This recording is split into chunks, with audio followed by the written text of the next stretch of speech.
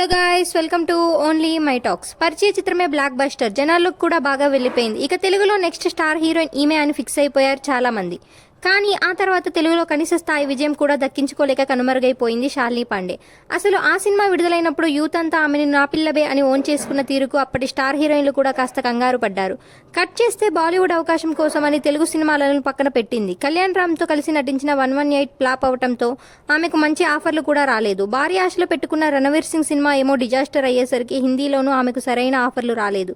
మొన్న మధ్య నెట్ఫ్లిక్స్లో విడుదలైన మహారాజా అనే హిందీ సినిమాలను మెరిసిన ఆమెను చూసి చాలా మంది అయ్యో ఇలాంటి టాలెంటెడ్ అమ్మాయికి తెలుగులో అర్జున్ రెడ్డి తర్వాత మంచి సినిమా పడలేదే అనుకున్నారు. ఇన్నాళ్లకు శాలిని పాండేకి సౌత్ నుంచి పిలుపు వచ్చింది. ధనుష్ హీరోగా నటిస్తూ స్వీయ దర్శకత్వంలో తెరకెక్కిస్తున్న ఇడ్లీ కడాయ్ అనే సినిమాలో నిత్యా మీనన్ హీరోయిన్గా నటిస్తుండగా మరో హీరోయిన్గా శాలిని పాండేను ఫైనల్ చేశారట. ధనుష్ ఈ తమిళ సినిమాతో శాలిని పాండే మళ్లీ సౌత్లో జెండా పాతుతుందేమో చూడాలి. ఎందుకంటే నటిగా ఆమెకు పేరు పెట్టాల్సిన పని లేదు, చాలా అద్భుతంగా నటిస్తుంది. ఆమె టాలెంట్కు తగ్గ అవకాశాలు వస్తే ఖచ్చితంగా తనను తాను ప్రూఫ్ చేసుకోగల నటి శాలిని పాండే.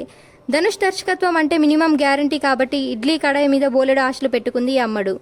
ఇలాంటి అప్డేట్స్ కోసం please like, share, subscribe OMT.